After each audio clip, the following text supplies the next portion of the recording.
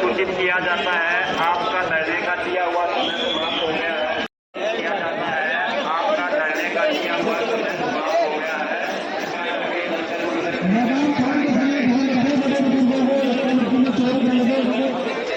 खासतौर से नौजवान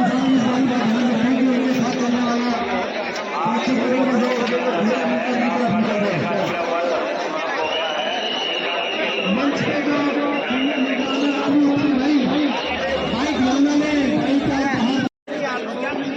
आप सभी को सूचित किया जाता है आपका धरने का दिया हुआ समय समाप्त हो गया है। कृपया करके जंतर मंतर परिसर को खाली करते हैं।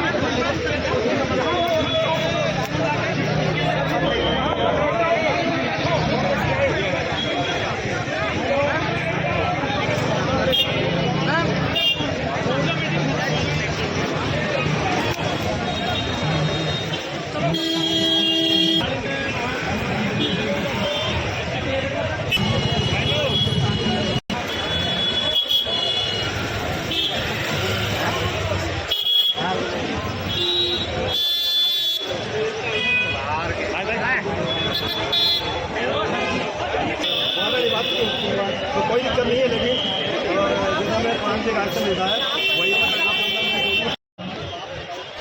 बहुत पब्लिक थी, बहुत पब्लिक बाकी निकल चुकी है पहले है नहीं, बहुत पब्लिक